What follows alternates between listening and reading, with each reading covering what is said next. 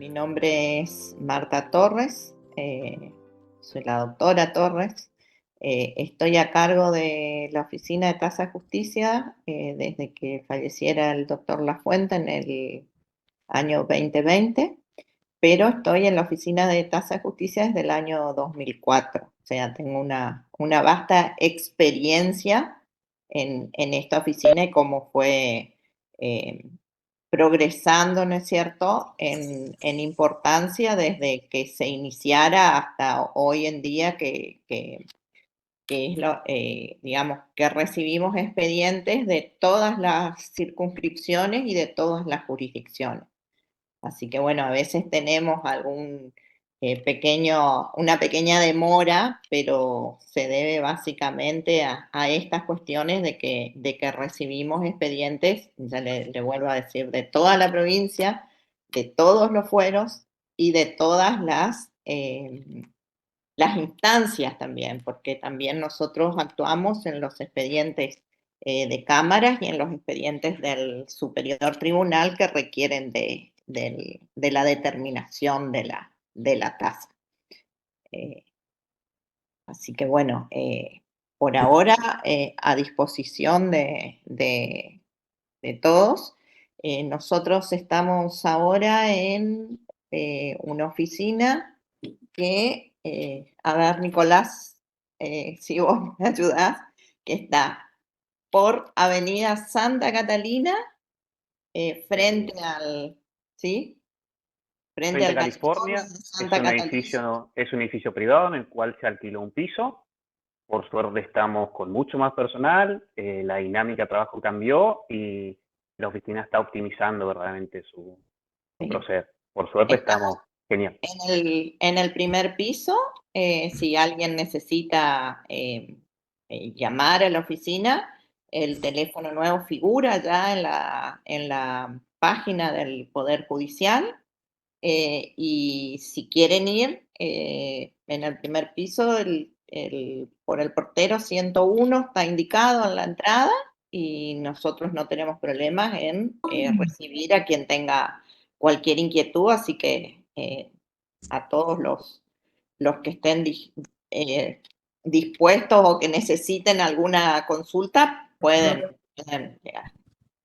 La Oficina de Tasa de Justicia se encarga no solo de la determinación de la tasa, sino también de lo que hace a la liquidación de las mismas, a la oportunidad del pago, verificar, al asesoramiento en cuanto a determinadas cuestiones que por ahí no están digamos, previstas en la ley en forma taxativa. Y nuestra ley, o la ley en la cual nosotros nos basamos, es la ley 22, número 37, y la acordada número 78 del 06, que establece las funciones y la misión de la Oficina de Tasa de Justicia. Dentro de nuestra oficina tenemos en la segunda filmina, como para que ustedes puedan ver quiénes son los que integran, ¿no es cierto?, la oficina. Estoy como responsable, como ya le dije, ya me presenté, yo, Marta Torres Raineri. Después está la doctora Vanina Giselle Chamorro, el doctor Javier Sebastián Rodas, y luego dentro del personal está el doctor Nicolás Silveira Márquez, la doctora Edith Lencina, y aparentemente se cortó allí la filmina. El resto del personal está María Eugenia Oria, Gabriela Cosia, Mariela Niveiro, Tamara Leiva, Juliana García y Yamila Díaz. Todos estos integran la oficina con las diferentes, digamos, actividades que realizamos, pero en definitiva, dentro del trabajo que nosotros hacemos, trabajamos en forma totalmente colaborativa y en forma conjunta, o sea, en cuanto a cuando llega un expediente, o en los casos en que de algún juzgado o de alguna repartición requieren un expediente en forma urgente, enseguida quien recibe la comunicación me informa a mí o a la doctora Vanina o al doctor Javier, y si es viable y no requiere de otras instancias, podemos dictaminar en forma urgente, siempre y cuando según algunas premuras del caso, como ser posibilidades de llegar a un pronto acuerdo, ¿no es cierto?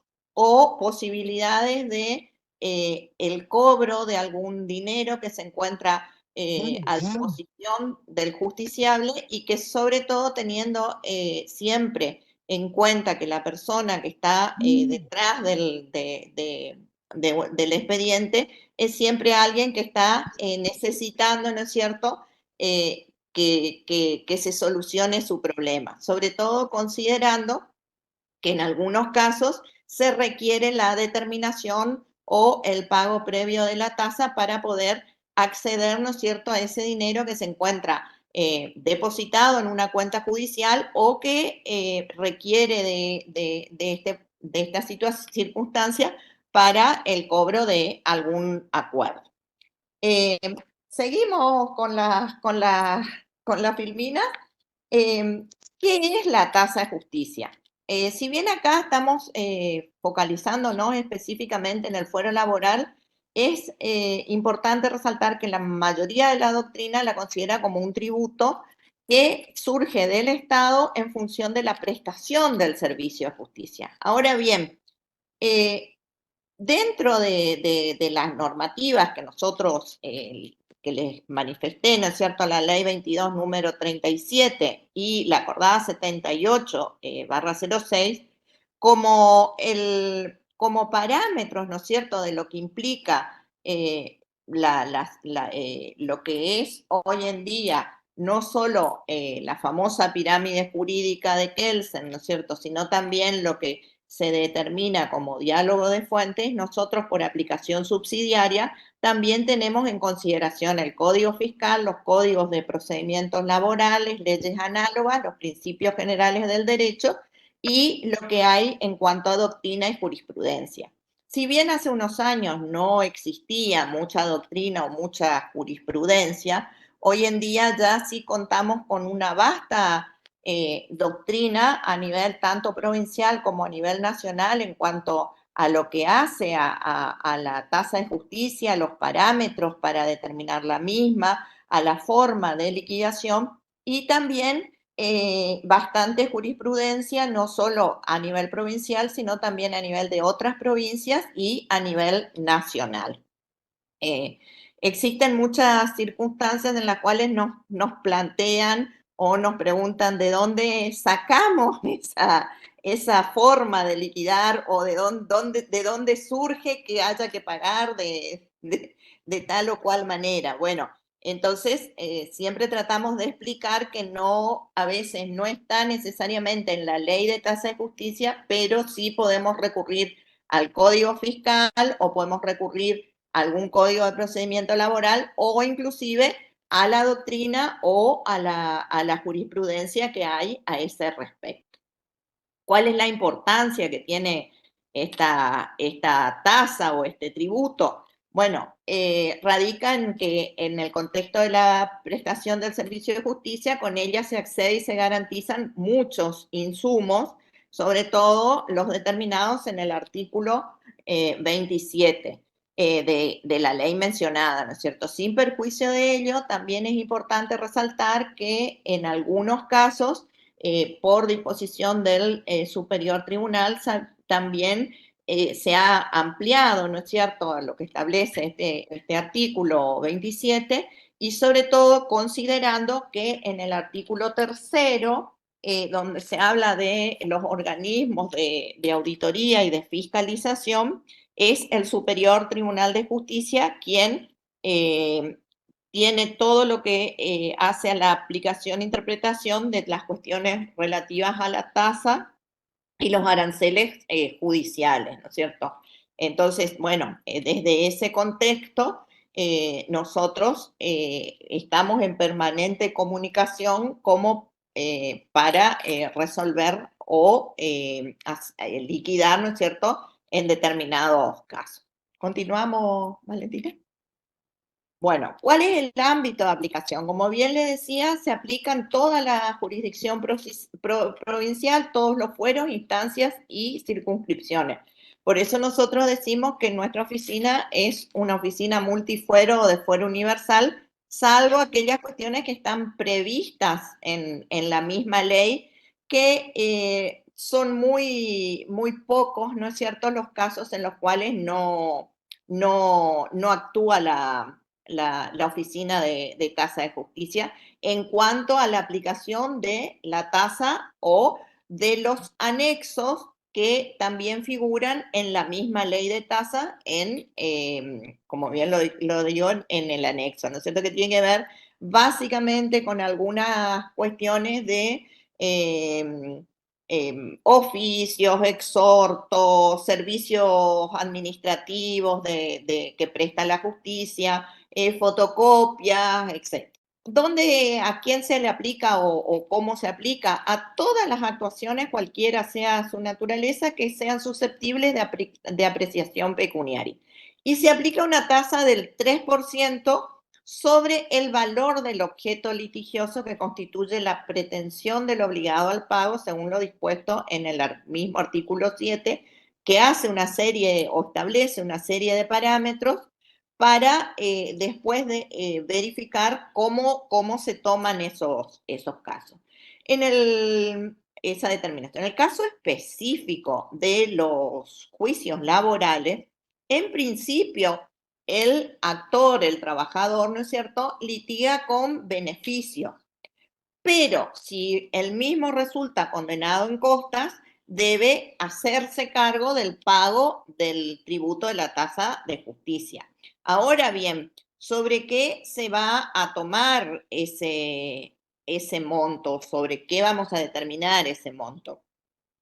Si en la sentencia el juzgador determina que las costas van a ser a cargo total del actor o costas por su orden, entonces ahí nosotros verificamos cuál es el monto de la demanda y dentro de ese monto de la demanda vamos a determinar si son las costas totalmente a cargo del actor, bueno, el 3% de ese monto de la demanda. Ahora, si lo que se establece en la sentencia es el costas por su orden, entendemos que corresponde el 50% a cargo de cada una de las partes, actor y o demandado, y se va a tomar el 3% de ese 50% del monto de la demanda. Ahora bien, si en la sentencia se establece otro monto que no es el monto pretendido en la demanda, vamos a tomar sobre el monto de la sentencia. Y acá existen una serie de, digamos, de características, ¿no es cierto? Porque puede ocurrir que en la sentencia se determine un monto X, por ejemplo, 100.000 pesos, pero con posterioridad las partes llegan a un acuerdo sobre 150.000 pesos comprensivo de todo lo que tiene que ver con los montos reclamados. En ese caso, el monto sobre el cual vamos a determinar ese 3% va a ser sobre los 150.000 pesos del acuerdo, que en definitiva es el objeto, el valor del objeto litigioso que constituye la pretensión del obligado. Porque eso es lo que nosotros tenemos que considerar al momento de hacer el análisis, ¿no es cierto? ¿Cuál es el efectivo objeto litigioso que da inicio y o fin a esa causa que estamos tratando? ¿Había alguien que quería hacer una pregunta?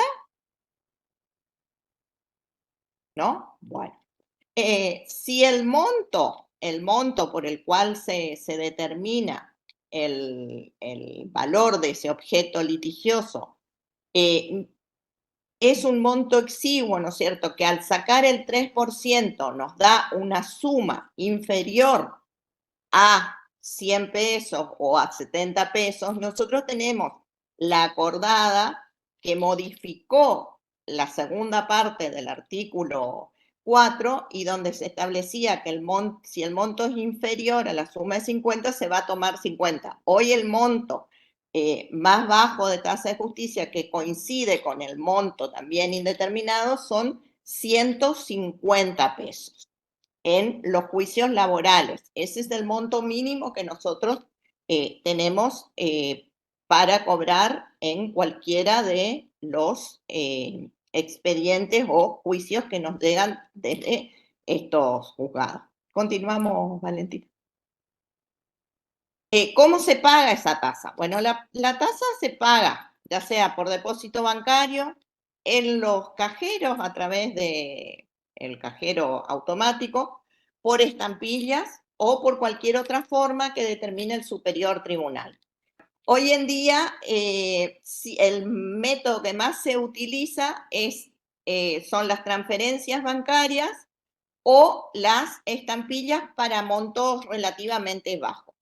En esta filmina están los números de las cuentas, sobre todo considerando que esto es importante y esta sería una sugerencia, ¿no es cierto?, para quienes están en la mesa de entrada de los juzgados, que tengan el número de las cuentas, de la cuenta Fondo de Justicia, porque existen oportunidades donde los profesionales depositan en la cuenta judicial del expediente y nos mandan para que nosotros verifiquemos si está ese dinero ingresado en tesorería y lógicamente no aparece.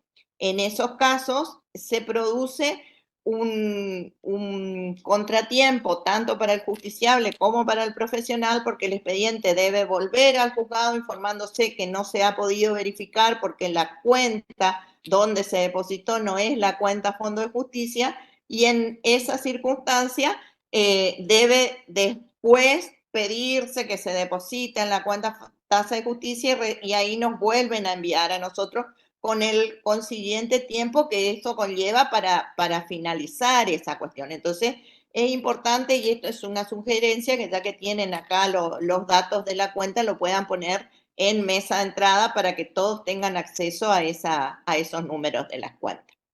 ¿Sí? ¿Seguimos, Valentina? Bueno, para la determinación de la tasa se tienen en cuenta estos montos. Más o menos ya me adelanté un poquito, ¿no es cierto? El monto de la demanda, si son 600 pesos, se verifica cuál es el monto de la demanda, los ítems adicionales, daño moral, pérdida de chance, etcétera. Eso básicamente en algunos juicios de daños y perjuicios, pero estamos viendo que hay en algunos juicios laborales donde se empiezan, ¿no es cierto?, también aquellos que tienen que ver con accidentes laborales o con acuerdos de la RT, ¿no es cierto?, donde se incluyen estos daños, entonces también se toma el monto, tanto de la demanda como cualquier otro daño adicional que se plantea, y sobre eso se saca el 3%. Está a la vista de todos y este material lo tienen, o sea, no me voy a detener a hacer todo el ejemplo. Pero sí es importante considerar, ¿no es cierto?, que en los juicios laborales sí vamos a tener mucho, o sea, sí tenemos que tener en cuenta la determinación, ¿no es cierto?, de la imposición de costas. ¿Por qué? Porque vemos que varía mucho, ¿no es cierto?, la forma de imponer las costas tanto a los demandados como a los diferentes actores, cuando el juzgador entiende de que corresponde una parte de las costas que sea soportada por el actor. Entonces, bueno, eso también nosotros a veces, o sea, no a veces, debemos considerar.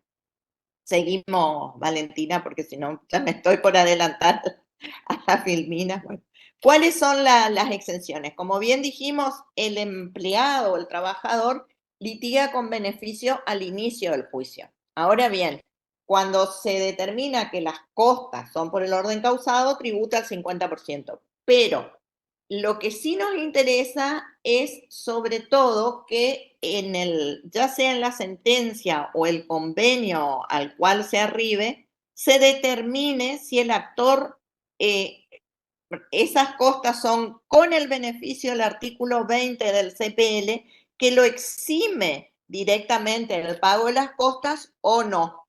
Porque nosotros tenemos muchos casos donde vienen en revocatoria, porque en el acuerdo arribado plantean, ¿no es cierto?, de que va a ser con el beneficio del artículo 20 del CPL, y al momento de la homologación del acuerdo, eso no figura, sino simplemente figura costas por el orden causado o costas al demandado, y entonces nos encontramos con que sí o sí necesitamos tomar esa resolución del acuerdo homologado. Entonces, eso sí pedimos de que cuando nos envían esté suficientemente claro la resolución de homologación del acuerdo a efectos de evitar revocatorias, ¿no es cierto? Pero más que nada para que no se produzca un retraso también en el tiempo, en el momento de poder arribar ya sea al acuerdo para el cobro de la sentencia o en la sentencia para que el trabajador, si así lo determina la sentencia, pueda recibir, ¿no es cierto?, el cobro. O eventualmente, si la sentencia no determina que hay costas al trabajador, bueno, en ese caso va a tener que sí o sí tributar el monto del, de la sentencia en cuanto al 3% de la tasa de justicia. Bueno, las otras exenciones está en la audiencia del 85, del 21, que esta es específicamente para el empleador, ¿no es cierto? Cuando el empleador se aviene a celebrar esta audiencia previo a toda la instancia del juicio, y el mismo Código de Procedimiento Laboral determina de que el juzgador puede aplicar, ¿no es cierto?, esa exención, pero también tiene que estar específicamente determinado de que la audiencia se realiza en el marco de este artículo y que conforme el 21 del CPL, el empleador o digamos, se encuentra exento de pagar esa tasa. Yo entiendo, por lo que estuve viendo, que es una audiencia previa a toda la producción de las pruebas, por lo cual en ese contexto hay como un beneficio para el empleador que evita que el juicio se traslade en demasía en el tiempo y que por eso se lo exime de pagar ese tributo. Y el otro caso es cuando el demandado perdidoso es la provincia o algún organismo de la provincia, como por ejemplo el Consejo de Educación.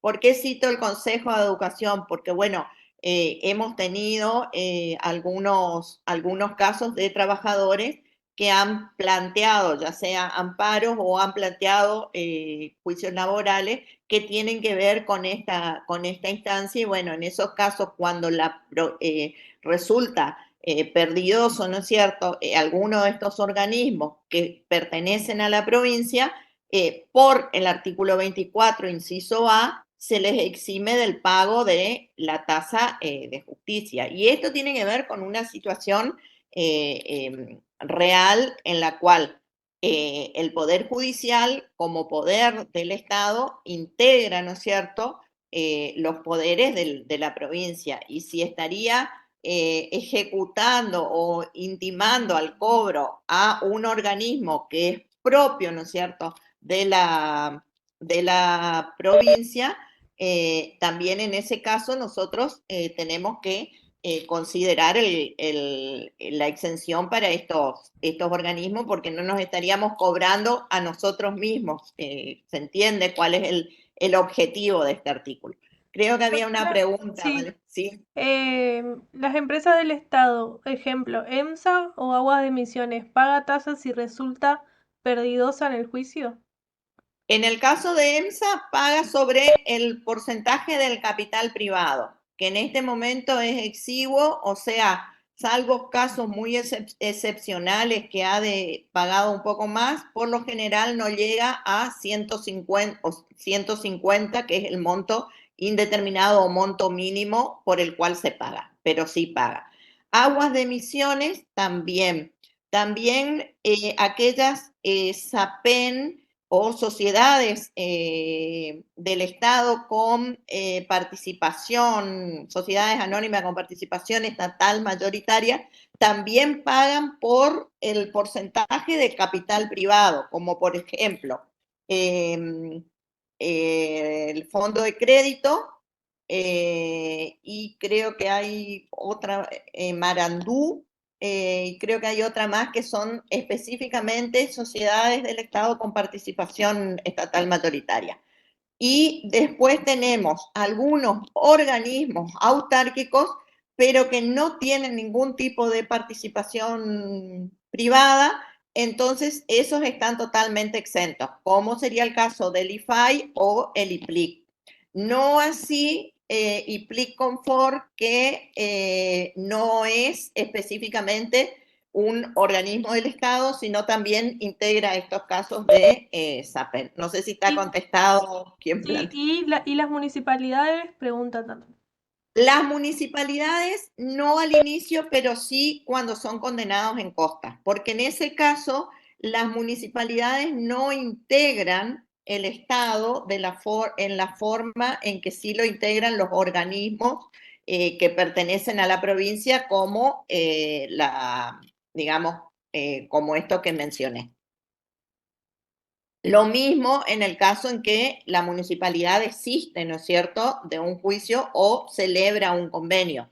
En esos casos, como el convenio que se celebra es una suerte de reconocimiento en la cual el contribuyente o quien resulta perdidoso es condenado al pago, entonces en ese caso sí tiene que tributar quien celebra, o sea, si la municipalidad, por ejemplo, celebra el convenio, debe, por lo que establece el artículo, los artículos 17, 18 y 20 y 21, ellos mismos retener, ahí actúan como agentes de retención y retener el importe que corresponde al pago de ese convenio celebrado. Así actúa también Fiscalía de Estado. Fiscalía de Estado, como ustedes saben, es el organismo encargado de las ejecuciones fiscales de la provincia.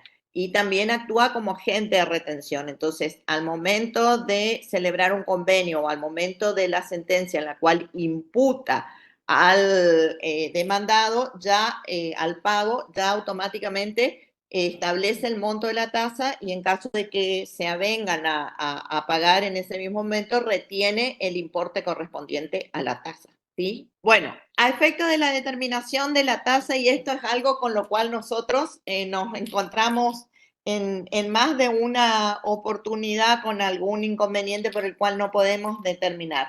Necesitamos contar con la sentencia de primera instancia y en el caso de que hubiere recursos, en cuanto a la sentencia, contar con el fallo de Cámara. ¿Qué nos pasa con esto? A veces se traslada mucho en el tiempo y entonces, bueno, cuando llega ya tenemos que las sumas se han desvalorizado bastante. Eso nosotros igual no podemos cambiar porque sí o sí dependemos de ese fallo de Cámara para ver si ratifica el fallo del ad quo de primera instancia, ¿no es cierto? O si modifica el monto o modifica eventualmente la imposición de costas. Ahora también nos encontramos con algunos recursos que tienen que ver exclusivamente con honorarios de los profesionales que actuaron en el juicio. También dentro de las exenciones está previsto la ejecución de honorarios o los reclamos por honorarios, porque los honorarios profesionales tienen un carácter alimentario, solicitamos que en la medida de lo posible, si el recurso plantea solo una diferencia en cuanto a los honorarios, sería conveniente determinar primero la tasa, pues esto no va a incidir en la determinación del importe de tasa, ya que el importe de tasa solo se va a tomar en cuenta el monto efectivo de la sentencia, pero no el monto de los honorarios. Y a veces tenemos expedientes que han ido a Cámara exclusivamente por honorarios y se han demorado en el tiempo y cuando regresan también la tasa se encuentra desvalorizada porque nosotros no podemos cobrar intereses. Los intereses que están previstos en la ley los cobra la Secretaría de Ejecuciones Fiscales, pero ya cuando el trámite ha pasado, ¿no es cierto?, por el no pago de la tasa, se ha librado el certificado y ha pasado a la Secretaría de Ejecuciones Fiscales. Entonces, en esos casos, bueno, el recurso ese se ve un poco menos cavado, digamos, pero a veces es solo cuestión de verificar, ¿no es cierto?, si el recurso tiene incidencia o no en cuanto al monto de la sentencia. Las tutelas anticipadas es algo que se está dando mucho en los últimos tiempos y dentro de lo que es el trámite en sí procesal o el trámite digamos, judicial, todas las tutelas anticipadas se consideran juicios independientes y que se agotan en sí mismos. En este caso, si la tutela tuviere un valor pecuniario, se va a tomar sobre el 3% del monto o valor pecuniario en el cual esté iniciada esta tutela. Ahora, en caso de ser un monto indeterminado, como ser, por ejemplo, la necesidad de contar con una prótesis en forma inmediata para poder realizar una operación, y no tiene un monto, en ese caso la tutela va a pagar 150 pesos, que es el monto indeterminado. Pero si eventualmente dentro de la manifestación del requerimiento de la prótesis establecen que el valor de la misma es tantos pesos, sí, ahí vamos a contar con un valor para poder determinar la tasa.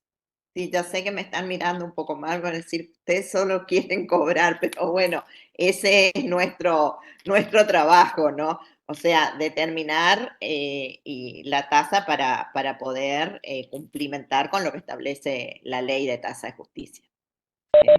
No sé si hay Doctora, no algo. sé si Sí, el doctor Amarilla quiere preguntar algo o sí, simplemente levantó la mano porque está con la mano levantada. sí, sí, sí. Sí, buenas tardes, doctora, buenas tardes a todos los colegas. ¿Me escuchan? Sí, Sí. perfecto. Bueno, mire, con respecto al tema de las tutelas, que para mí es una novedad, habitualmente en el proceso laboral el que inicia la tutela es el trabajador. El trabajador, en virtud del artículo 20, está eximido del pago de impuestos, tasas y contribuciones. Ahora, cuando nosotros resolvemos por auto interlocutorio otorgarle, supongamos, la intervención quirúrgica y o la provisión de prótesis o ortopedia o algún tratamiento que requiere, nosotros allí en ese momento imponemos costas, ¿sí? A mí me parece que el momento ideal para la determinación de la tasa sería con posterioridad al dictado del auto interlocutorio que resuelve la tutela anticipada, porque me parece que al inicio no sería viable en virtud del artículo 20. Sí, le asiste razón, pero nosotros tenemos casos donde quien inicia el trámite de la tutela a veces es la misma aseguradora que quiere liberarse de algún tipo de situación judicial o el caso en el cual lo que se pretende es una consignación de un importe para una determinada operación o una determinada circunstancia. Es correcto lo que usted dice, doctora Amarilla. En el inicio goza siempre de la liberalidad, ¿no es cierto? O la exención en cuanto al impuesto del artículo 20 del CPR. Bueno, Vale la aclaración. le tengo que reconocer que yo realmente no estaba al tanto que las tutelas pagaban, así que a partir de la semana que viene vamos a mandarle todas las tutelas que tenemos, que son varias. Bueno, no, bueno, sí, lo analizaremos, obviamente, analizaremos esos casos. Nosotros en el caso de las tutelas, y vale lo que usted plantea, entendemos cómo en el artículo 8 y 9, si usted se fija, 8, cuando habla de reconvenciones, tercerías, incidentes, ampliaciones de demanda y establece que estos se consideran juicios independientes. Entonces, con ese mismo criterio, la tutela anticipada, que es algo nuevo desde el punto de vista del momento de la sanción de la ley de tasa de justicia, lo consideramos también como un juicio independiente. ¿Por qué? Porque según tanto lo que han establecido la mayoría de los doctrinarios, Peirano, Rojas, etcétera, son juicios independientes que se agotan en sí mismos, porque son específicos para una determinada circunstancia. Entonces, en función de eso, también aplicamos esta circunstancia. Ahora bien, si el planteo de la tutela anticipada estaba incluido en el expediente principal o en los autos principales, ahí sí no hay una doble tributación y solo se va a establecer el pago de 150 pesos, monto indeterminado, ¿me entiende? Como también lo aplicamos en los casos de incidentes en fuero civil. Claro. En el caso del fuero laboral, nosotros tenemos regulado específicamente a partir del año 2014 con la vigencia del nuevo código. Y uno de los requisitos de admisibilidad para la interposición de la tutela es justamente que el peticionante acompañe un presupuesto de la prestación que está requiriendo. Por lo tanto, a ustedes les va a ser muy útil ese recaudo a los fines de la determinación del 3%. Correcto, correcto. Le agradezco, doctor, su acotación, así que bueno, sí, vamos a tener presente. Bueno, Doctora, continuamos. ¿Sí? perdón Sí, le que la escucho. interrumpo, pero el doctor, bajó la mano, no, nada. No, era yo. No, quería acotar esto que mencionó el doctor Amarilla, que el actor tiene que traer un presupuesto con las tutelas. Ahora bien, yo cuando hago lugar a la tutela, normalmente no condeno a el monto que peticionado por el actor, sino que ordeno que sea la RT con sus prestadores quien brinde la prestación, ¿no? No sé si esto modificará respecto a la determinación de la tasa, pero después cuando se denuncia el cumplimiento, ahí se puede determinar el monto, se puede pedirle a la RT que informe el costo de las prestaciones efectivamente otorgadas. Correcto, doctor Mangini. Y esto sin perjuicio de que nosotros acá actuamos no solo como órgano de liquidación y de asesoramiento, también es cierto de que esto corresponde a quienes son los profesionales, ¿no es cierto?, que llevan adelante el instar la acción judicial. O sea, en el caso de que, como usted plantea, de que esa prestación sea a cargo de la ART y la ART determine el valor del mismo, ellos podrán eximirse del pago si manifiestan de que eso ya integraba el valor, ¿no es cierto?, originario de la demanda laboral de autos principales, porque siempre tenemos que tener en cuenta que no puede haber una doble tributación por el mismo objeto. Acá nosotros, así como le decía, lo consideramos juicio independiente, pero tenemos en consideración que si es un incidente en el cual estamos tratando sobre una cuestión que tiene ya un auto principal y es el mismo objeto litigioso, sí se va a cobrar solo monto indeterminado, no sobre el total.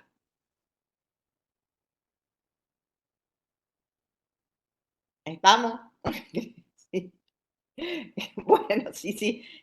No obstante eso, aclaro, corresponde al profesional, ¿no es cierto?, al momento de la prestación efectiva del servicio, manifestar en qué carácter se hace, porque también es cierto que nosotros no podemos saber per se si esa tutela se correspondía con el objeto que estaba planteado en los autos principales. Tenemos que contar con los elementos para poder verificar eso. Acá volvemos a encontrarnos con esta cuestión. Tanto los embargos como las ejecuciones de sentencia por ley de tasa de justicia en principio están exentos. Ahora bien, ocurre que en algunos casos el embargo se produce porque no se paga la sentencia y el embargo en sí pasa a ser el principal, digamos, donde consta el objeto litigioso. En ese caso, cuando se levanta el embargo porque se pagó, digamos, lo que se pretendía en autos principales, sí vamos a tener que cobrar. Lo mismo ocurre en las ejecuciones de sentencia. Desde del inicio son exentas, o sea, no tributan tasa de justicia, pero si no se produjo el cobro de la sentencia y se tiene que realizar una ejecución de sentencia para poder ejecutar la misma, y recién en ese expediente se produce el cobro de la misma, bueno, en ese caso lo vamos a cobrar en eso.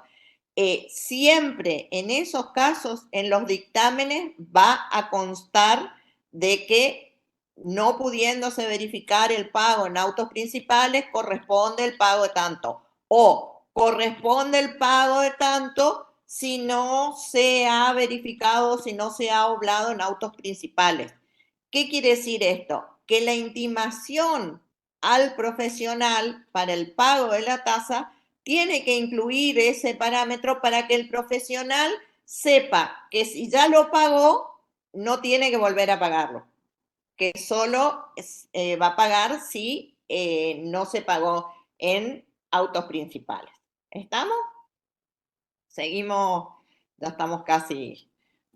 Bueno, el monto indeterminado, las medidas cautelares, el pago a cuenta. Esto siempre hay que tener en consideración que si al inicio no se puede determinar cuál es el monto y corresponde el pago de la misma por la causa, por ejemplo, un pago de una tutela o un pago por consignación de un tema laboral, donde todavía no está determinado específicamente el monto total de la liquidación de haberes, se va a tomar el pago realizado como un pago a cuenta.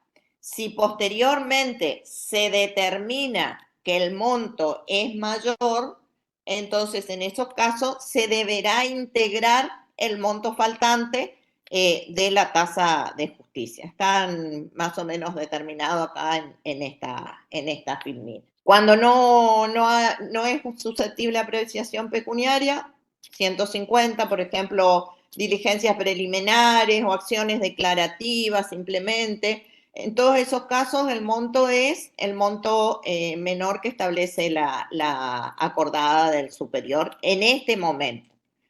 Continuamos. Para no se tomar en cuenta los intereses que se vengan durante el juicio ni las costas. Esto hay que considerar que en realidad este parámetro que se establece de no considerar las costas está absolutamente perimido tanto por la doctrina como por la jurisprudencia. Y entiendo que lo que se ha determinado en esto es que no se debe tomar para el cómputo de los intereses. Nosotros no tomamos los intereses. Por ejemplo, si en un acuerdo de sentencia, un acuerdo posterior a sentencia, se establece un monto de actualización de capital con más intereses de tanto, solo vamos a tomar la actualización de capital. O si eventualmente se establece un monto que es comprensivo de capital e intereses y no está determinado, ahí sí nosotros vamos a tomar el monto común porque no podemos saber cuánto es lo que corresponde a los intereses.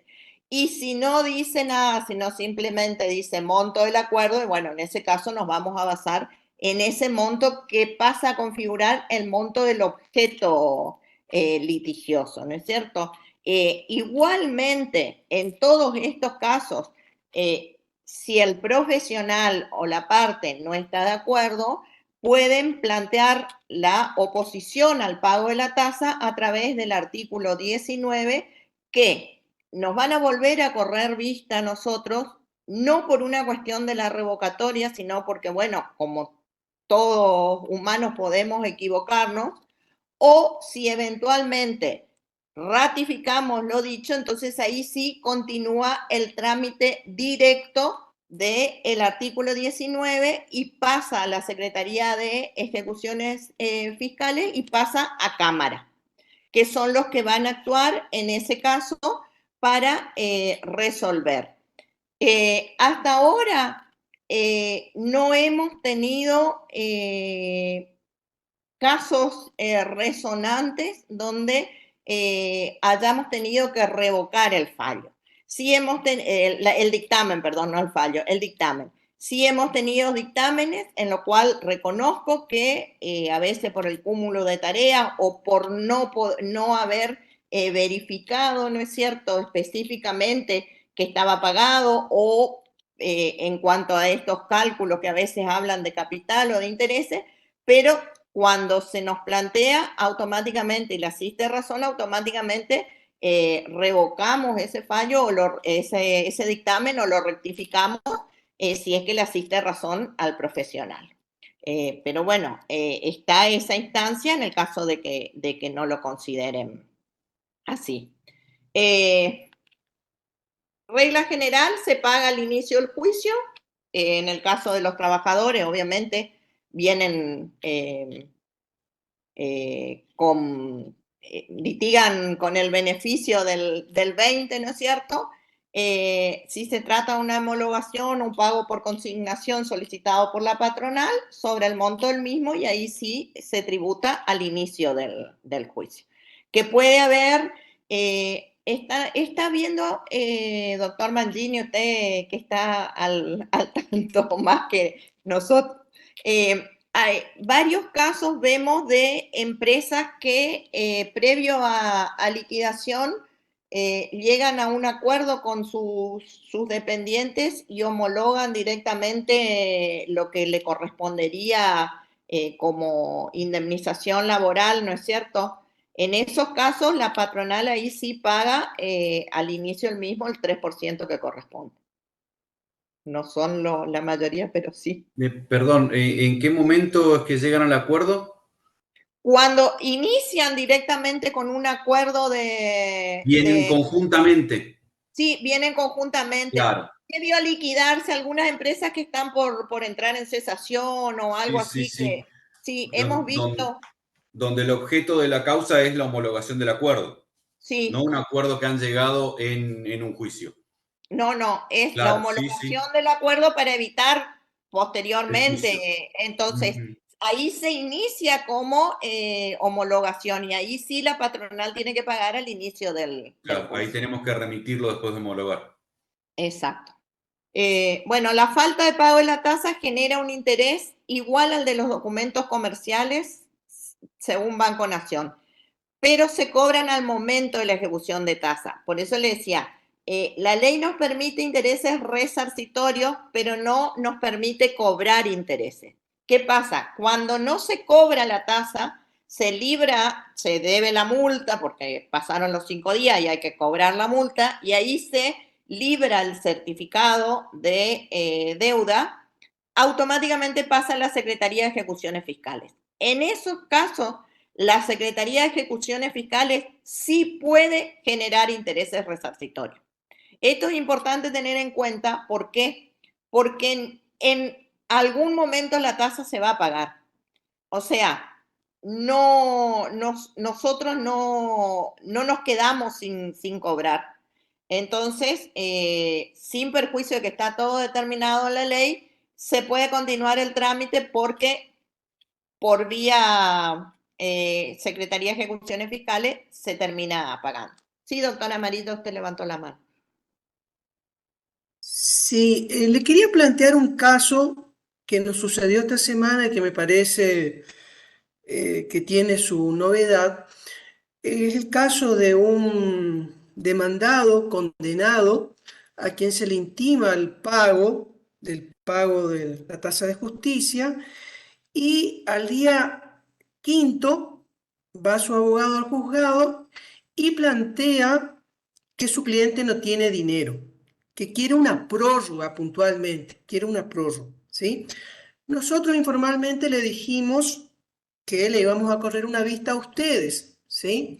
Ahora, este aquí que proyectamos la providencia, se firmó, iba a salir en el despacho y a las 12 del día de hoy pagó la tasa, o sea, no le va a llegar a ustedes el expediente por esa cuestión. Pero pregunto en lo sucesivo, eventualmente, ¿es susceptible otorgarle una prórroga para el pago de la tasa de justicia? Bueno, la ley no prevé prórroga, doctora Marita. Lo que nosotros sí le decimos cuando el planteo es concreto es que no obstante ello soliciten la prórroga. Nosotros vamos a contestar que no está previsto en la ley. Pero eso le va a dar a la parte unos días para que no tenga que pagar inmediatamente la multa y no se pase a librar el certificado de deuda, que ya pasa a ejecuciones fiscales. Bien. Entonces, hemos tenido casos donde nos dicen no tiene, sobre todo en los juzgados del interior hay muchos casos de gente muy, muy humilde que le ha pasado eso y bueno, no somos tan exigentes. Tratamos de que eso pueda, de esa forma, darle un cierto lapso de tiempo para que la persona pueda contar con ese dinero. Ahora bien, en cualquiera de los casos no se puede cortar el trámite, no puede impedirse, el no pago de la tasa no podrá impedir el normal trámite del juicio, eso lo establece el 20, infin, o sea, no se puede cortar el trámite del juicio, porque si eventualmente no paga, igual va a ir a la Secretaría de Ejecuciones Fiscales y bueno, ellos van a ejecutar cuando llegue el momento. Nosotros no ejecutamos. Yo entiendo que en este momento sí ameritaría que en algunos casos pudiera haber prórrogas cuando se constatare la necesidad de la persona o en montos muy altos. Nosotros hemos tenido en algunos juicios sucesorios o en algunos juicios de daño montos muy altos de pago de tasa y a veces se hace complicado para quien está esperando, ¿no es cierto?, el trámite, el pago de la tasa. Entonces siempre reiteramos que no se puede parar el trámite del juicio y que eventualmente el Poder Judicial va a cobrar, ya sea por vía de ejecuciones fiscales o en el momento en que se pague. Pero entiendo que podría verificarse la posibilidad de incluir una prórroga en esos casos. Pero todavía no tenemos. Yo le aclaro, la ley esta de tasa es una ley que ya tiene sus años. En función de lo que venimos viendo con los colegas que trabajan ahora conmigo,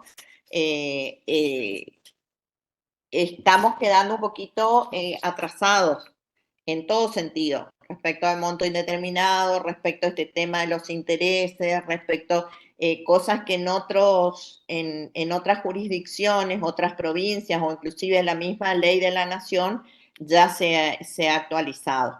Me parece que ya amerita una nueva modificación o reforma de esta ley.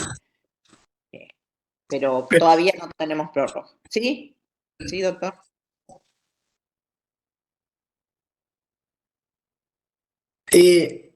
Doctora, en síntesis, ¿podemos ser misericordiosos con los deudores de las tasas y brindarle una prórroga de hecho, aunque no esté previsto en la ley? Porque muchas veces la gente tiene la voluntad de pagar, pero quizás, fíjese, fin de mes, la gente todavía por ahí no percibió sus emolumentos y por ahí es una espada de Damocles hacerle pagar el 100% de la multa. Sí, por eso le decía, sin perjuicio de lo que le manifiesten, bueno, sí correr un traslado, porque eso sí va a meritar de que haya un nuevo dictamen, que se le informe que no hay prórroga, etcétera, y va a contar con un plazo de tiempo, no es un plazo, no es una prórroga muy larga, pero sí puede llegar a favorecer sobre todo en aquellos casos, a veces son personas jubiladas los que están del otro lado y tienen esa cierta necesidad, ¿no es cierto? O personas o trabajadores también que han resultado condenados, o sea, se desestimó su demanda, tienen que pagar la tasa y no tienen cómo poder pagarlo en un tiempo, eh, el tiempo que le da la ley, ¿no? Entonces, así que, doctor Mangini, ¿usted quería decir algo? Sí, que estaba pensando, claramente nosotros no tenemos facultades para disponer ninguna prórroga, como venían mencionando. Pero además por ahí en esta prórroga de hecho, no teniendo en cuenta esta situación particular que puede estar atravesando la parte, por ahí también correrle una vista luego a ejecuciones fiscales, que es en definitiva a quien debería enviarse el certificado de deuda para la ejecución. Y creo que inclusive han llegado a acuerdos en la Secretaría una vez ya emitido el El certificado de certificado. deuda. Sí. Sí, Entonces también podría ir por ese lado. Y por ahí también quería mencionar, a mí me ha tocado en alguna oportunidad, si tenemos posibilidades de ver o de prever esta situación antes, al momento de dictar las sentencias, me ha tocado el caso de un trabajador al cual en definitiva no tenía razón y se le rechazó la demanda, pero a la hora de imponer las costas tuve en cuenta la situación en la que estaba, una situación de vulnerabilidad, de mucha pobreza, para eximirlo de las costas, ¿no? De manera fundada, ¿no? Incluyendo la tasa de justicia. Entonces, por ahí también si uno lo logra advertir antes, que no siempre es el caso, también podría darse esa situación. sí. Nosotros en cuanto a aquellos casos donde el trabajador es, digamos, es rechazada la demanda por el juzgador, pero en la misma sentencia dice costas al actor con el beneficio del artículo 20, automáticamente hacemos lugar. O sea, eso sí es una prerrogativa del juzgador. Nosotros en ese caso no vamos en contra de lo que establece la sentencia, no tenemos facultades para eso. No tenemos facultades para dar una prórroga o para eximir nosotros, pero sí nosotros tomamos en consideración lo que dice la sentencia. Hay Claro. acuerdos homologados donde es costas al 50, costas por su orden, pero al actor con el beneficio del 20, y también le cobramos solo al demandado, ¿no es cierto? En esos casos Claro, no. pero el beneficio depende de que acredite la condición de trabajador, que es lo que ocurría en este caso.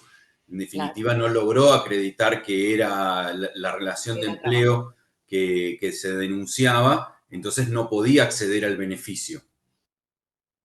Por eso opté por eximirlo de las costas. ¿Está bien? Sí, sí, sí, sí, eso nosotros tomamos en consideración lo que dice la sentencia. Ujú. Eso no hay inconveniente. Sí, Valentina, ¿había algo? Sí, hay Había una una pregunta en el chat que dice, una vez la parte intimada al pago acredita haberlo hecho mediante estampillas o constancia bancaria, ¿es necesario correr vista a la oficina o resulta suficiente con el control del secretario? Si hay un dictamen previo nuestro donde dice una vez oblado y verifican que las estampillas están en condiciones de hacer, como se establece, ¿no es cierto? Más lo que, más, o si pueden verificar el pago, no hace falta correr vista. Ahora bien, cuando el pago es por depósito bancario, nosotros sí o sí tenemos que verificar en tesorería que haya ingresado efectivamente ese dinero a la cuenta Fondo de Justicia. Aunque a ustedes les parezca raro, tenemos un montón de casos de boletas de depósito donde no podemos llegar a verificar el pago, ya sea porque la cuenta a la cual ordenaron le faltó un número. Hay un sistema que utilizaba hace un tiempo Telecom, que era un sistema MEP, que no sé por qué quedaba en el limbo, se equivocan y ponen en lugar de cuenta corriente, Fondo de Justicia, ponen cuenta judicial y no hay ninguna cuenta judicial, entonces el banco no acredita ese pago y entonces nosotros si no tenemos verificado por tesorería, o sea, no verificamos nosotros, porque nosotros no tenemos acceso a la cuenta Fondo de Justicia, esa cuenta solo tiene acceso tesorería del Poder Judicial, entonces no podemos dar por bien oblado. Con las estampillas sí es más fácil y si son estampillas originales, con mayor razón. Siempre teniendo el recaudo de rubricar o sellar para que las mismas no sean nuevamente utilizadas. No sé si contesté ahí. Y no es el caso de ustedes, pero, por ejemplo, en los casos de sucesiones, catastro no, ni los registros de la propiedad automotor no hacen las transferencias ni cambian el dominio si no tienen el bien oblado de tasa de justicia. O sea, en ese caso sí o sí tiene que regresar para que le demos por bien oblado. Sí, doctora Amarilla, le escucho. Sí, nosotros tenemos algunos casos en donde sale la sentencia y viene la ART, deposita el dinero de la condena del actor y deposita las costas y pide que se haga el prorrateo con los alcances del 730, ¿sí? Es Sí. decir, hacemos el prorrateo de los honorarios que le correspondería percibir a los abogados de la parte actora, al perito, y estimamos tasa y ordenamos la transferencia bancaria a sus respectivos acreedores, entre ellos a la tasa de justicia. Ahora, con posterioridad a hacer efectiva la transferencia bancaria, viene la RT y dice, pero acá yo pagué con anterioridad la tasa de justicia. Nosotros en ese caso desconocíamos la circunstancia precedente, corremos una nueva vista a ustedes para que ustedes lo dictaminen. En ese caso, ustedes le otorgan un crédito fiscal a la RT que en teoría pagó 2 veces la tasa de justicia. Sí, sí, sí, sí. Verificado que estuvieran los dos pagos, se otorga un crédito fiscal. Los créditos fiscales se pueden utilizar en cualquier otro expediente de la ART, de la parte del profesional, o eventualmente en el mismo expediente si hubiere algún trámite adicional. Lo que no se puede es utilizar para el recurso extraordinario. Y ahora sí está bastante aceitado el sistema para que se pueda devolver ese dinero. Acá le voy a pasar el micrófono a Nicolás, que es el que se encargó de hablar con la gente de tesorería para poder optimizar ese sistema para que los profesionales puedan acceder a la devolución del importe. A ver, ¿Qué tal? Nico. Buenas. ¿Me escuchan? ¿Me escuchan?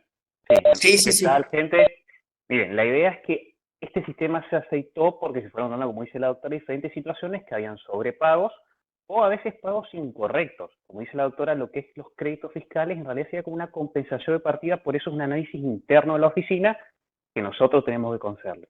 Con respecto a las devoluciones de dinero, esto es algo que ya se habló varias veces y hoy por hoy ya está zanjada esta cuestión, gracias a las contadoras y la comunicación que tenemos bastante activa con tesorería, ¿sí? La idea es que hoy por hoy, con este marco digital y nuevos rumbos que está tomando el Poder Judicial, gracias a esta digitalización podemos llegar a nosotros, al reconocer estos créditos fiscales o reconocer estos pagos mediante dictámenes que esté plasmado y ya verificados, directamente ustedes pueden ordenar mediante oficio a la tesorería del Poder Judicial la devolución del dinero, ¿sí? Antes, para poder realizar esta devolución de dinero, había que iniciar un expediente administrativo que llevaba su tiempo en dirección de administración y verdaderamente era un traspié para el profesional. En esos tiempos los profesionales se acercaban, hablaban en la oficina y esto se fue aceitando. Y hoy por hoy el mecanismo es sencillo, pero la idea es que esto sea como excepción, ¿sí? Como dice la doctora. La devolución del dinero, lo que se prioriza generalmente es otorgar un crédito fiscal para que puedan utilizarlo en otras actuaciones. Asimismo, una de las cuestiones que es importante que consideremos, si bien no es propio de los juzgados laborales, pero puede ocurrir en esos casos que estábamos hablando de aquellas homologaciones que vienen previo a que se suscite, digamos, acuerdos homologatorios de pago indemnizatorio previo a que se suscite el juicio cuando la empresa está por liquidar. En los ejecutivos estamos viendo de que por razones varias, los profesionales depositan una cierta cantidad de dinero y dicen que se cobre para el expediente tanto y todos los otros expedientes que tienen en trámite. Entonces, lo que le pedimos en esos casos es que identifiquen cuáles son los expedientes a dónde se debe imputar ese pago. Y por eso rescato esta pregunta, porque cuando nos preguntaban si había que volver a corrernos el traslado, la vista, para que digamos si estaba o no bien oblado, es porque también nosotros cuando hablamos con tesorería y se pide la verificación, automáticamente ellos también imputan ese pago a un expediente. ¿Qué quiere decir esto? Si bien nosotros somos la oficina de auditoría y control de tasa, liquidación y asesoramiento, hay un cuerpo de inspectores que controla el pago de la tasa en todos los expedientes. Entonces, este doble contralor que existe entre lo que nosotros recibimos, damos por bien oblado, tesorería con con esa documentación, ¿no es cierto?, del pago, imputa ese expediente, nos queda la constancia por cualquier inconveniente que pudiera haber. Y como dice Nicolás, todo esto tiene, y todos los que trabajan con nosotros, todo esto se pudo lograr gracias a la implementación del SIGET, digamos, que a nosotros nos ayudó muchísimo en todo lo que es el trámite interno nuestro y sobre todo en todo lo que es digamos, la optimización de la tarea. O sea, mucho más rápido podemos lograr todo lo que tiene que ver con el trámite de verificar o no el pago de la tasa. Como ven, lo que hablamos de los intereses que hablábamos hoy en cuanto a las costas, en este mismo artículo nos dice la tasa de justicia integra las costas del juicio. Por eso le digo que de por sí quedó eso de las costas, quedó perimido, porque ya la doctrina ha hecho lugar. O sea, seguimos con eso y no sé si hay. Bueno, esto es importante que tengamos en cuenta que el cuerpo de inspectores examina todas las actuaciones a efectos del control de la recaudación y que no se puede archivar ningún expediente sin la certificación de inexistencia de deuda por tasa judicial. Acá me voy a detener un poquitito. El año pasado, creo, doctor Mangini, este año tuvimos poquitos, pero el año pasado teníamos varios expedientes que iban a archivo del juzgado y que en realidad necesitaban de que se determinara que podía ir a archivo, ya sea porque no se pagó la tasa por el transcurso del tiempo, con lo cual se consideraba que ya no era exigible, o porque se había tornado inejecutable, porque en algunos casos, y esto sí es importante que tengamos en cuenta, estaba el dictamen de tasa muy, muy antiguo y el dictamen de la tasa era cuando el monto mínimo era 11 pesos.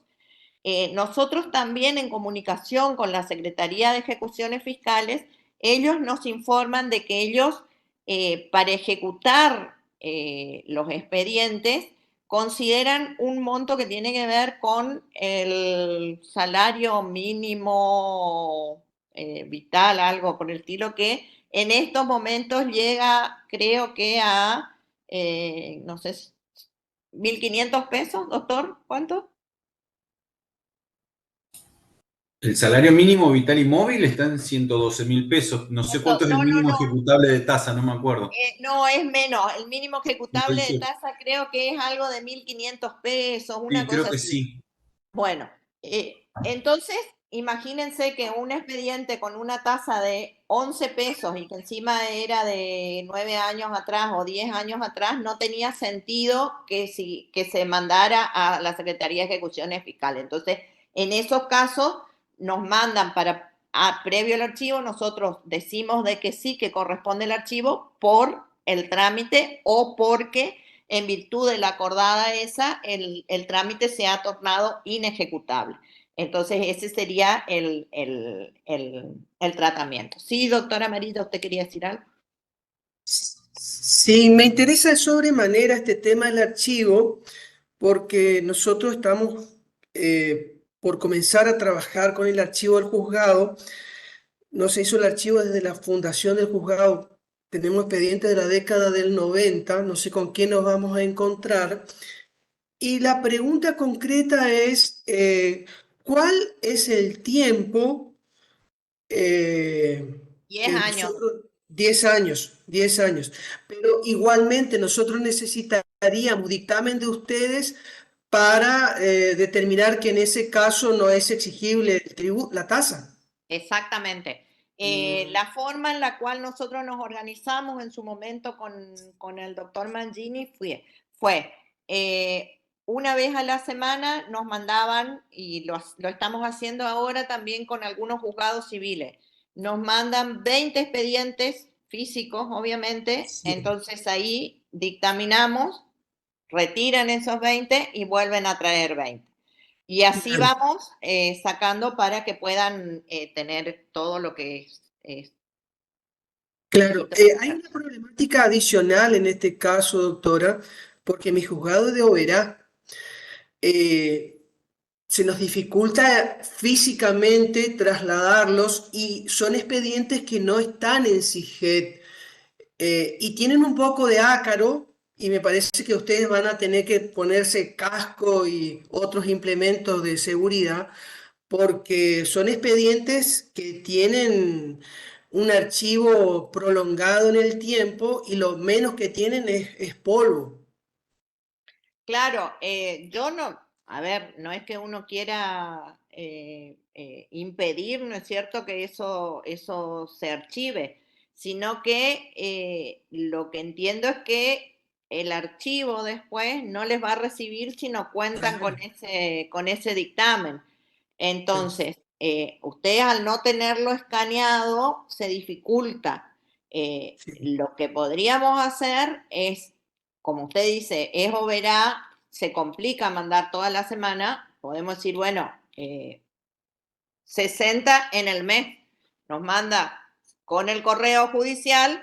Una vez que tenemos esos 60 expedientes, le informamos de que ya están para que se manden de nuevo y entonces ustedes pueden volver a mandarnos, porque no le veo otra forma de que puedan contar con el dictamen que les va a exigir el archivo para proceder, ¿no es cierto?, archivarlos.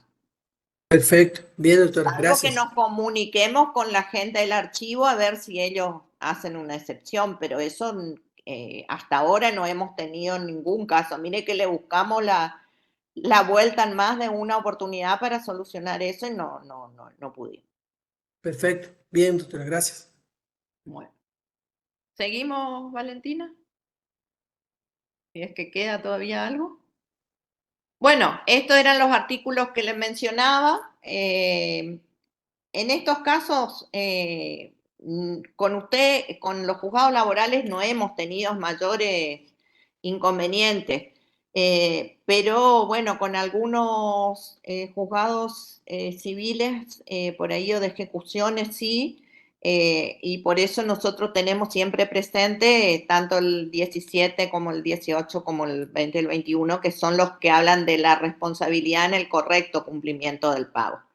Una cosa es controlar o proceder al contralor de los días, ¿no es cierto?, los 5 días, y lo otro es que en el caso de que los profesionales también sean reticentes, que eso no creo que pase en los laborales porque a la patronal le interesa demostrar el acuerdo al cual llegaron con el trabajador para eximirse de cualquier otro inconveniente, ¿no es cierto?, el convenio, pero en el caso en que el profesional sea reticente, ¿no es cierto?, a presentar el convenio, también puede ser pasible de sanciones conminatorias por el no pago de la tasa. Y bueno, obviamente los funcionarios que tienen un rango de que pueden llegar a suscribir convenios en ejercicio de sus funciones, no tienen que hacerlo si no se acredita el pago de la tasa. Por eso es que mencionaba el caso de Fiscalía, donde ellos pueden hacer un convenio extrajudicial de pago de cualquier ejecución fiscal, ¿no es cierto? Y ellos automáticamente retienen el pago de la tasa porque también son responsables del no cumplimiento de la misma. También el organismo encargado es la Dirección de Asuntos Jurídicos, que hay una Secretaría de Ejecuciones Fiscales que es la específica para ejecutar ese certificado de deuda, que a su vez se considera un título ejecutivo por excelencia, o sea, no requiere de otro procedimiento. Estamos, bueno, esto ya más o menos mencionamos. ¿Cuáles son las actuaciones exentas? Por eso dijimos Estado, nacional, provincial y municipalidades. Pero hace la aclaración, estas últimas, en caso de ser condenadas, tributan la tasa correspondiente. No así, por eso dice estas últimas, no así la provincia como tal, ni los organismos provinciales. Bueno, las causas de los empleados, obreros, causavientes, las causas por jubilaciones, pensión y devolución de aportes. Acá me quiero detener un poquitito porque también tenemos a veces casos de trabajadores que mueren y tienen derecho a cobrar la jubilación o algún importe que se le adeuda por trabajo, y necesitan de la declaratoria de herederos para poder acreditar que son causavientes para poder cobrar. Y ahí hay como una situación rara, donde el trabajador no tiene que pagar por ese ejercicio de su derecho, el artículo 20, y se extiende a los causavientes, pero al momento en que el dinero ingresa al sucesorio, deja de ser una situación del trabajador y pasa a integrar el acervo sucesorio. Entonces, en ese caso, sí o sí, tienen que pagar el 3%. Por lo menos hasta ahora no tenemos ninguna excepción a ese respecto. Lo correspondiente al otorgamiento de carta de pobreza, ese casi no hay en el caso de los laborales, porque en realidad como tienen artículo 20, y los que tienen el beneficio de litigar. Que tampoco en los laborales, pues esto es más propio de los juzgados civiles. Cuando se peticiona el ejercicio de un derecho político, está exento. Hemos tenido casos de amparos donde, si bien el amparo resulta condenado, pero en realidad lo que se está peticionando es el ejercicio de un derecho político, entonces en esos casos hay que ver en qué consiste el amparo presentado. ¿Por qué? Porque dice que cuando en el amparo la resolución es denegatoria, se paga al momento de dictarse la resolución. Pero si ese amparo se planteó por el ejercicio de un derecho político, por ejemplo, una lista de un gremio que le impidieron participar de las elecciones del gremio, entonces ahí estaría exento. Y tenemos varios casos en los cuales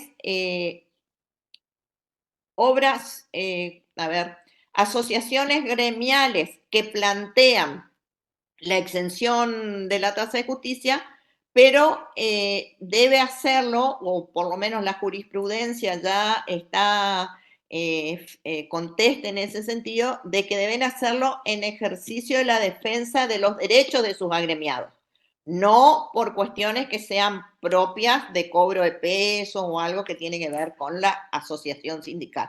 Solo cuando tributan, digamos, cuando actúan, digamos, en causa judicial en ejercicio de los derechos de sus agremiados. ¿Seguimos? Estas son también exentas. Esto ya lo comentamos hoy. Ejecución de sentencia, honorarios, embargos preventivos tendientes a garantizar dichos créditos. Consultan por la liquidación de la tasa de justicia cuando, por ejemplo, encuentran depositados fondos en moneda extranjera. Se toma digamos, nosotros tomamos al valor dólar oficial del momento en el cual se plantea el cobro de ese dinero. Por ejemplo, si es una demanda no laboral, pero si es una demanda de daños y perjuicios en un juicio civil, es al momento de la interposición de la demanda, el dólar de ese momento. ¿Por qué lo tomamos así? Porque tenemos en consideración el artículo que nos habla del no cobro de los intereses. Y si nosotros estuviéramos cobrando al valor dólar hoy, automáticamente habría una situación de desigualdad respecto de los justiciables. Entonces, lo tomamos a ese momento.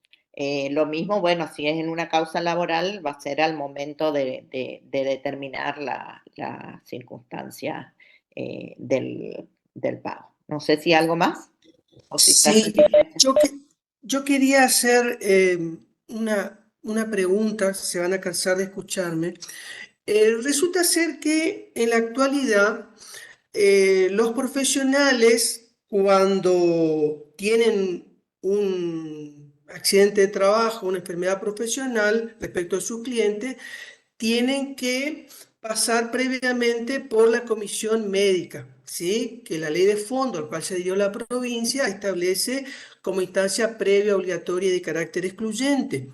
Ahora, muchas veces en esa instancia los profesionales no logran acordar sus honorarios y plantean por vía de una acción ejecutiva ante el fuero laboral la regulación de sus honorarios por la actuación cumplida en instancia administrativa. En ese caso puntual, los profesionales que inician la demanda ejecutiva por sus honorarios, ¿están exentos conforme al 24 o no? Sí, nosotros en el caso de los honorarios directamente aplicamos el 24, Perfecto.